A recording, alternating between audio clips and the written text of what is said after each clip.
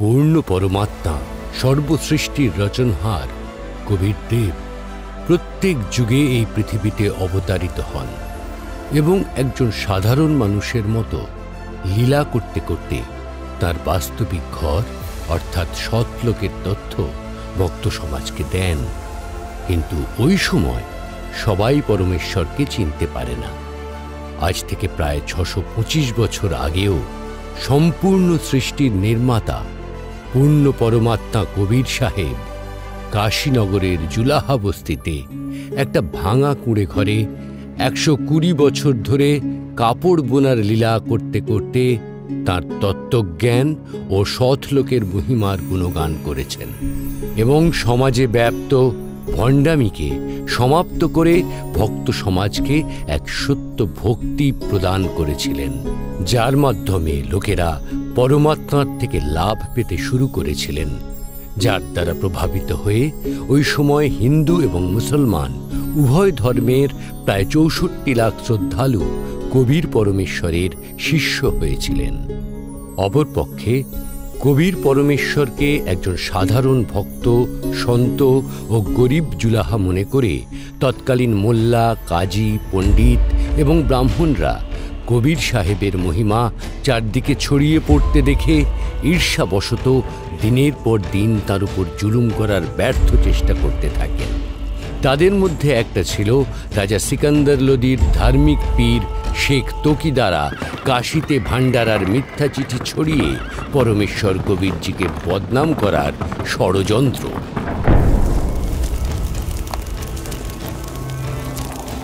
আরে এই কবির তো দেখছি আমাদের জীবন অতিষ্ঠ করে তুলেছে। আমরা ওকে কতবার হত্যা করার চেষ্টা করেছি, কিন্তু প্রতিবারই সে কোনো না কোনো ভাবে বেঁচেই যায়।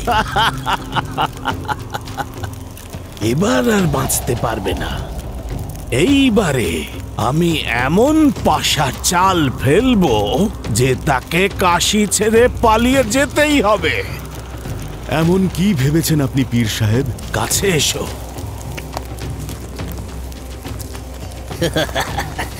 আপনিও কি কৌশল না ভেবেছেন, কি দুষ্টু বুদ্ধি ভগবান আপনাকে দিয়েছেন। এখন তো ওই লোকটার জন্য মহা বিপদ আসতে চলেছে। পরের দিন থেকেই ভারতের প্রতিটি কোনায় কোনায় সমস্ত মঠ, আশ্রম এবং মন্দিরে চিঠি পৌঁছতে শুরু করে।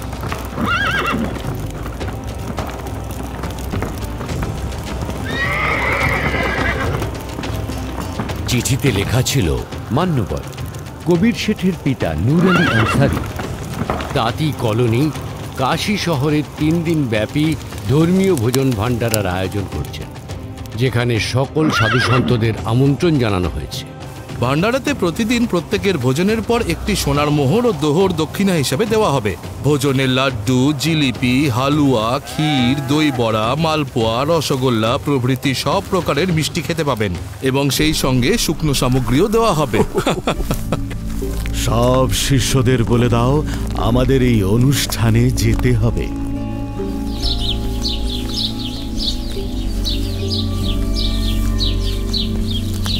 মিথ্যা চিঠি বিভিন্ন স্থানে পৌঁছতেই সর্বত্র ভান্ডারার আলোচনা হতে লাগলো। এরপরে সারা দেশ থেকে লাখ লাখ মানুষ সোনার মোহর ও দোহরের লোভে নির্ধারিত দিনের আগের রাতে কাশী পৌঁছতে লাগলো।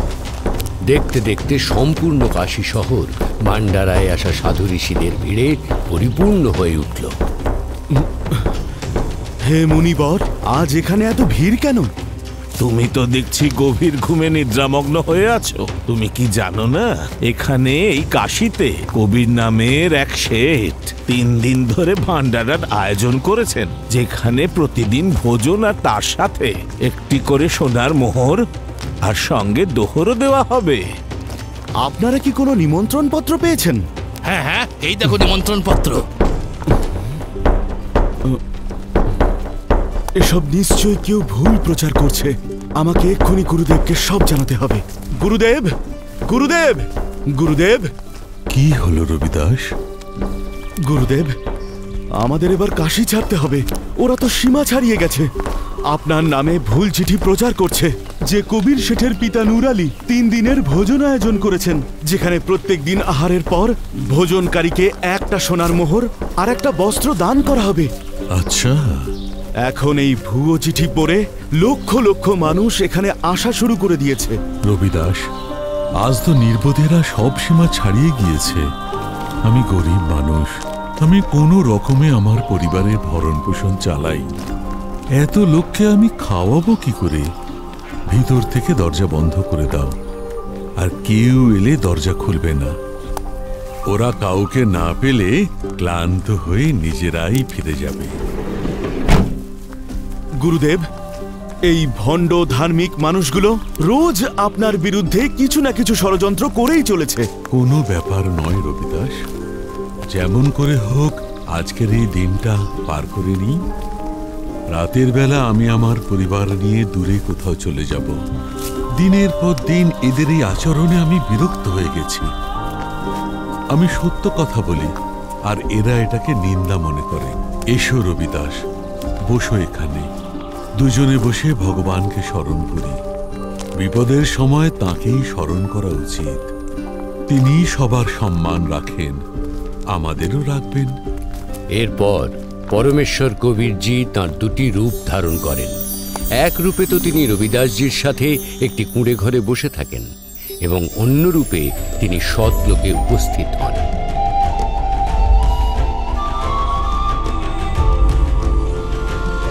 যেখানে অসংখ্য বলদ তার জন্য থলে ঝুলিয়ে অপেক্ষা করছে। তাঁবুর সমস্ত সামগ্রী এবং রান্না করা খাবার, যেমন লাড্ডু, জিলিপি, কচুরি, সিঙ্গাড়া ভান্ডারার জন্য বোঝাই করা হয়। হে সৃষ্টিকর্তা পরমাত্মা, আপনি যেখানে গিয়েছেন সেটা তো একটা খাদ্যশূন্য অনুর্বর জায়গা। সেখানে সারা জীবন চেষ্টা করেও দুবেলা খাবার মতো উপযুক্ত খাদ্য কোনোভাবেই জোটে না। আপনার আদেশ অনুসারে আমরা সব কিছু প্রস্তুত করে রেখেছি। পরমেশ্বর কবির সাহেবজি সেখানে দাঁড়িয়ে থাকা অনন্ত কোটি ষাঁড়ের মধ্যে মাত্র 9 লক্ষ ষাঁড় এবং সেবাদার রূপে কিছু হংস আত্মাকে সাথে নিয়ে মুহূর্তের মধ্যে সৎলোক থেকে চলে এসে কাশীতে আবির্ভূত হন।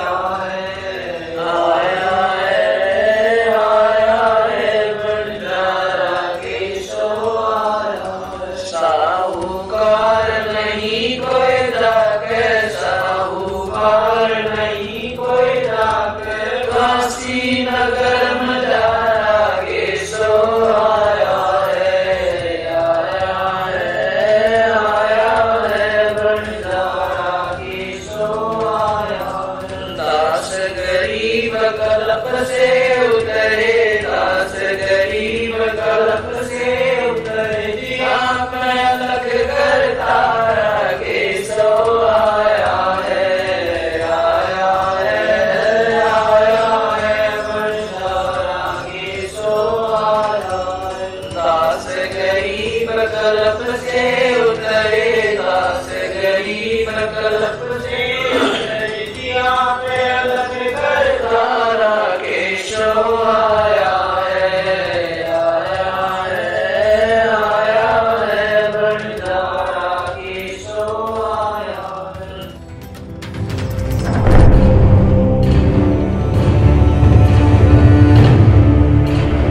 রাজন, আপনার গুরুজির নিমন্ত্রণ এসেছে। ভান্ডারার, আপনি ভোজে যাবেন না? গুরুদেব ভান্ডারা করবেন আর আমি যাব না? আমি অবশ্যই যাব। কাশী যাওয়ার প্রস্তুতি শুরু করো। দেখতে দেখতে কিছুক্ষণের মধ্যেই পরমেশ্বরের দয়াতে কাশী শহরের চৌপর বাজারে ভান্ডারা শুরু হয়ে গেল। এমন সুস্বাদু খাবার, বাহ বাহ! যারাই খাচ্ছিলেন তারা এর গুণগান গাইতে ক্ষান্ত হননি। সবজি, পুরি, লাড্ডু, জিলিপি, কচুরি, সিঙ্গাড়া, দই ভল্লে, ক্ষীরের হালুয়া ইত্যাদি যে যখন যেটি চাইছিল সে তখন সেই খাবার খেতে পাচ্ছিল এবং চিঠিতে লেখা অনুসারে ভোজনের পর প্রত্যেককে একটি করে দোহর ও একটি করে সোনার মোহর দেওয়া হচ্ছিল।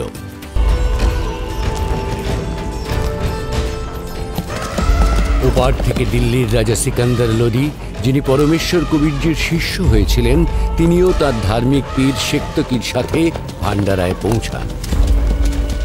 আরে, এসব কি হচ্ছে? এই এই ভান্ডারা কি করে চলছে?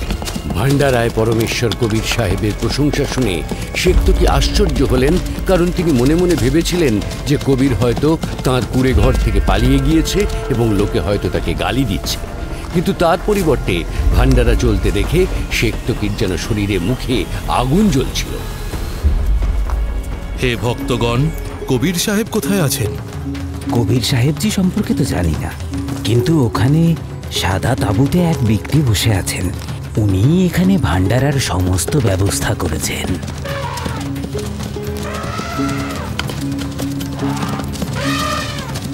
এই ভান্ডারা কে চালাচ্ছে?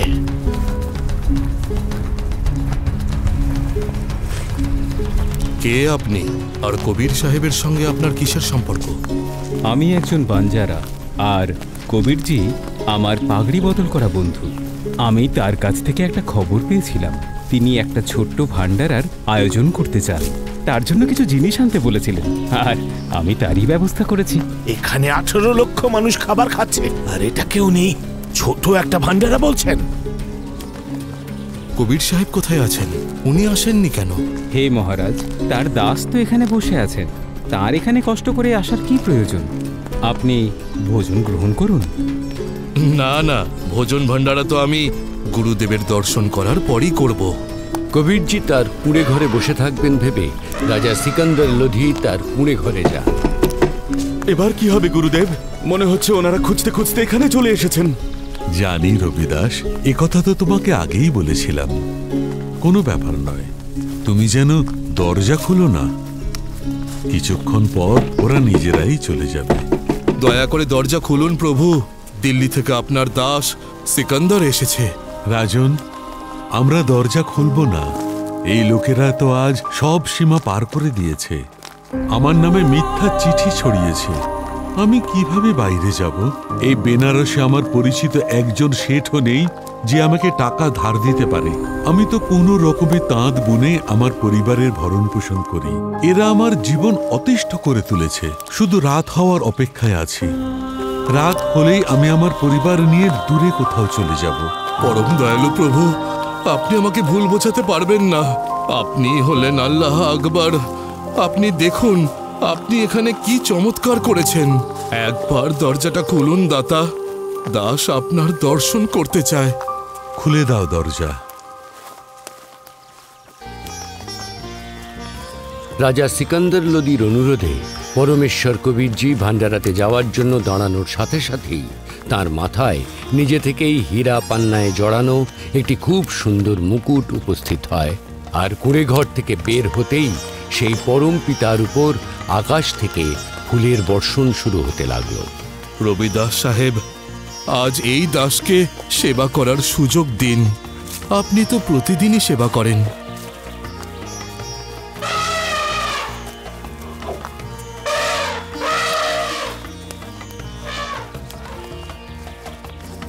এদের মধ্যে কবির সাহেব কোনজন? বাদশাহ সিকান্দার লোদি যার উপরে চামর করছেন, তিনিই হলেন কবির। মন ভরে গেল, খুব সুস্বাদু ভোজন। এত সুস্বাদু খাবার আজ পর্যন্ত খাইনি আমরা। এরপরে কবির সাহেব তাঁরই অন্য রূপ কেশর তাঁবুতে আসেন তার সাথে দেখা করতে, আর ভগবান কবিরজি তাঁবুতে প্রবেশ করার সাথে সাথে নিজে থেকেই একটি সুন্দর সিংহাসন তার জন্য এসে উপস্থিত হয়, যার উপরে চারিদিকে হীরা, পান্না এবং মুক্তা জড়ানো থাকে। পরমেশ্বর কবির সাহেবজি আসন গ্রহণ করেন। ওদিকে পরমেশ্বরকে দেখার জন্যে ভান্ডারাতে আসা লাখ লাখ লোকের ভিড় তাঁবুর চারদিকে একত্রিত হয়েছে। এরপর কেশরূপ পরমাত্মা কবিরজিকে বলেন, হে পরমেশ্বর, আপনি আপনার অপূর্ব জগৎ ছেড়ে এই মিথ্যা আর ছলনার জগতে কেন এলেন? আপনি এদের কল্যাণের কথা চিন্তা করেন, আপনি এনাদের অমৃত ভোজন খাওয়াচ্ছেন, আর এনারা সারাদিন আপনার বিরুদ্ধে ষড়যন্ত্র করতেই থাকে। কেশব, আমি সমস্ত জগৎ সৃষ্টি করেছি, সকলের ভরণ পোষণ আমিই করি। তুমি আমার দুঃখ বুঝবে না, এরা সকলেই আমার সন্তান। নিজেদের অজ্ঞানতার কারণেই তারা কালের চক্রে আটকে পড়ে ভয়ানক কষ্ট পাচ্ছে, আর সেই কালের প্রভাবে আজ তারা আমাকে শত্রু মনে করছে। আমি এদেরকে সৎ ভক্তির মাধ্যমে ফিরিয়ে নিয়ে যেতে এসেছি। পরমেশ্বরজি, আপনি হংসলোক ছেড়ে এই জীবলোকে এসেছেন, যাদের শরীর শুধুমাত্র হাড়, মাংস আর চামড়ায় গড়া, আর যার মধ্যে বিষ্ঠা পরিপূর্ণ। আপনি এদেরকে দিয়ে কিভাবে ভক্তি করাবেন? কেশব, মহিষ বা গাভী প্রভৃতির বাচ্চা হওয়ার আগে তাদের শরীরে কেবল হাড় আর চামড়া থাকে, দুধ থাকে না। আর যখন বাচ্চা জন্ম নেয় তখন ওই একই হাড় চামড়ার শরীরে দুধ উৎপন্ন হয়ে বালতি ভর্তি হয়ে যায়। ঠিক একইভাবে আমি এদের মধ্যে ভক্তি প্রবেশ করাবো, এবং সেই ভক্তির মাধ্যমেই তারা এই হাড় চামড়ার দেহে সহজেই সৎলোক লাভ করবে। হে পরমেশ্বর, এ এমন এক পৃথিবী যেখানে মাটিতে পা রাখার সাথে সাথেই অপরাধ হয়ে যায়। এত নোংরা পৃথিবীতে আপনার করুণা দেখে আমি আশ্চর্য। অপরদিকে শেক্তকির চাল তার নিজের উপরে উল্টে এসে পড়ল। সে তো লোকজনকে জড়ো করেছিল যাতে কবির কাউকে ভোজন খাওয়াতে পারবে না এবং লোকে তাকে গালাগালি দেবে। কিন্তু কবিরজি 3 দিন ধরে ওই একত্রিত হওয়া লক্ষ লক্ষ ভক্তদেরকে সুস্বাদু ভোজন খাওয়ালেন এবং স্বর্ণমুদ্রা ও দোহর দিয়ে সৎসঙ্গ দ্বারা তাদের অজ্ঞতার অন্ধকার দূর করলেন। তবুও এসব কিছুই শেক্তকির চোখে পড়ল না। তার ভিতরে জ্বলে ওঠা ঈর্ষার আগুন এত বড় মহান সমাগমের মধ্যেও কোনো ঘাটতি খুঁজছিল, আর এই আগুনে শেক্তকি মুখ বিকৃত করে সিকান্দর লোধিকে বলতে লাগলো, চলুন রাজন, এ আর কি এমন ভান্ডারা? এ তো সামান্য, এমন ভান্ডারা তো আমরা শত শত করেছি।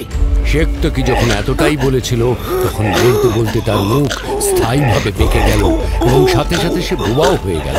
উনি কবির সাহেবের উপর মোট 52 বার অত্যাচার করেছিলেন, কিন্তু এটাই ছিল তাঁর জীবনের শেষ অপকর্ম যা উনি কবির পরমেশ্বরের সাথে করেছিলেন। 3 দিন ধরে সমাগম চলল।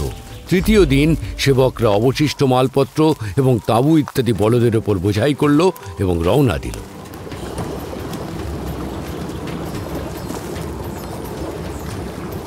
গঙ্গায় জল অনেক বেড়ে গেছে, এখন এটা পার করে যাওয়া সম্ভব নয়। হ্যাঁ হ্যাঁ, এখন যাবেন না। বাঞ্জারা ও বলদ যেই গঙ্গার তীরে পৌঁছল, সাথে সাথে গঙ্গার জলের স্তর একদম কমতে লাগলো এবং তারপরে সমস্ত বলদ পার হয়ে গেল। তারপর আবার গঙ্গার জল উপচে পড়ে বইতে লাগলো, যা দেখে সেখানে দাঁড়িয়ে থাকা জনতা অবাক হয়ে গেল। যান কেশো, না হলে আপনার বাঞ্জারারা অনেক দূর চলে যাবে।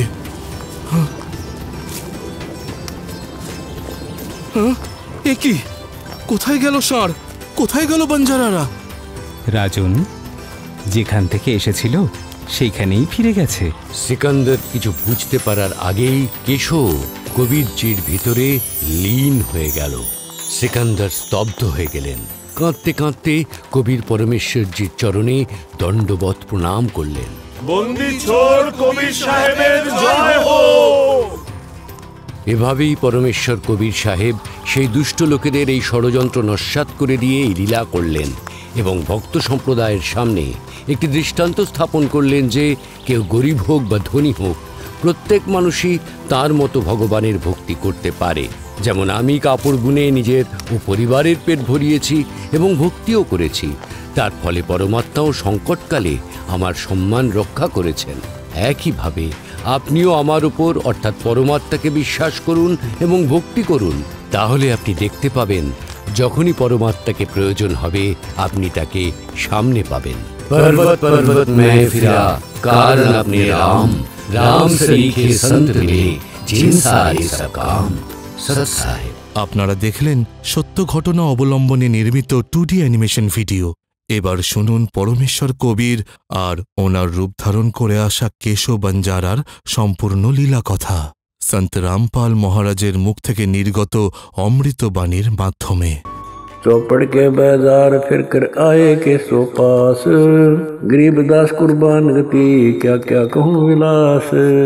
पाट पटंबर बस गए ऊपर हीरे लाल, गरीबदास साहेब धनी लाए मुक्ता माल। केसो और कबीर का तंबू माई मिलाप, गरीबदास 8 पैर लग गोष्ठी निजगर गाप। केसो कहत कबीर से पूछत बाता बीन, गरीबदास क्यों उतरे ऐसे मुल्क मलीन। 100 योजन पर लगत है या दुनिया की गंद, गरीबदास के सो कहे आड़ चाम का फंद।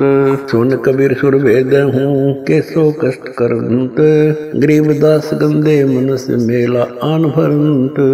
बिष्टा जिनके देह में मगन फिरे दिन रात, गरीबदास के सो कहे जिन सिर यम की घात। सुन कबीर मन भावने तुम्हारी बात अगाध, गरीबदास के सो कहे तुमसे तुम ही साध।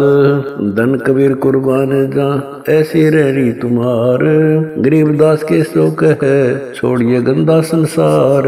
नरक भरे तिस उदर है रुदर भरी सब देह, गरीबदास के सो कहे या मनुष्य मुखे है। राम नाम कैसे भोर नरक नगीन शरीर, गरीबदास के सो कहे विलंबे कहाँ कबीर।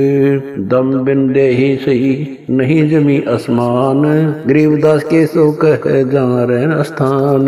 हीरे पीले मोती जहाँ हीरे बदन सफेद, गरीबदास के सो कहे सुनो देश का भेद। लाल श्याम जहाँ रतन है नहीं भौतिक आकार, गरीबदास के सो कहे चल कबीर परिवार। सुन के सो अब वंदना कह कबीर संदेश, गरीबदास लोक में है हमारा परवेश। आड़ चाम की देई में दूध रतन सरवंत, गरीबदास घट पिंड में ऐसे है भगवंत। तन दूधी को पाड़ कर जय कोई देखे दूध, गरीबदास उस पिंड में आड़ चाम और गूद। हमरे ही हुनियारे है अमरा सर्जनहार, गरीबदास विधि भेद सुन खुल मुक्ति द्वार। युग 70 हम ज्ञान दिया जीवन समझा एक, गरीबदास घर घर फिरे दरे कबीरा भेख।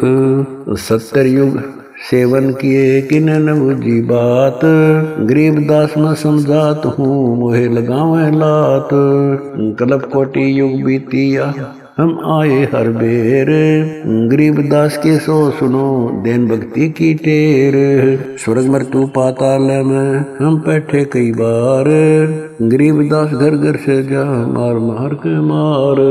हमारी जात अपूर्वी पूरब रहनी हमारे, गरीबदास कैसे जुड़े पश्चिम के कतार। हम हैं ठेठ पूरब के उतरे ओगट घाट, गरीबदास जीव दक्षिण के योनि मिलती साट। हम पूरब के पूर्वी उत्तर देश उतरंत, गरीबदास जीव दक्षिण के योनि संग चलंत। जिन्हों हमारी सीख ली काटू जरा मण जंजीर, गरीबदास के सो सुने ऐसे कहे कबीर। फिर बाजी विद न रचे वे नी जीव अवंत, गरीबदास सत्यलोक में अमर पटा पावंत। अनंत कोट बाजी जहाँ रचे सकल ब्रह्मंड, गरीबदास मैं क्या करूं काल करत जीव खंड। किलों काल निकंद हूँ जीव विध्वंस नहीं होए, गरीबदास जुल्ला कहे शब्द न बूझे कोए। मनुष्य जीव क्या बात है पशु पक्षी परवाने, गरीबदास जुल्ला कहे करहूँ हंस अमान। मैं बंजारा आदि का यही हमारी साट, गरीबदास जी अबे करूं बोर न आवे बाट, एक गाड़ा एक जलाइए यानी मोए सुहाए, गरीबदास सतलोक में देहूं जीव पहुँचाए। सुन कबीर के शोक है जो कुछ करो शौकीन, गरीबदास मुख्तार तुम ही दीन वे दीन। सुन सतगुर तो से कहूं तुम हो दीन दयाल, गरीबदास आदीन में तुम साहिब अब्दाल। अनंत कोटि ब्रह्मांड को तारत लगे निवार, गरीबदास के शोक है तुम ही दारमदार। तुम ही दारमदार हो यहाँ कल्प नहीं इंच, गरीबदास के शोक है सब तुमरे ही परपंच। के सोतले सौदाम को 9 लाख बोली लीन, गरीबदास बंधन किया बाजत है सुरबीन। के सो और कबीर जित मिलत बेता एक, दास गरीब कबीर हरि दरते नाना भेख। बंजारे और बैल सब लाए थे भरमाल, गरीबदास सतलोक को चले गए तत्काल। आवत जाते ना लखे कौन नाम प्रकाश, गरीबदास बुझ है कहाँ गए हरिदास। हरि में हरि के दास है दासन के हरि पास, गरीबदास पद अगम गति सात की उदास। चलो सिकंदर बादशाह क्यों व्यर्था वक्त गमाए, गरीबदास उस पीर के तन मन लगी भाए। जेता शहर कबीर का हमरे बहुत अनेक, गरीबदास से तक के लगी जुबान नेक। गूंगा भया बोला नहीं जवाब जुबान, गरीबदास मारा पड़ा बिन ही करो कमान। एता दोष दरह कहा दग्ध जमी आसमान, गरीबदास गूंगा भया बहरा हुआ कान।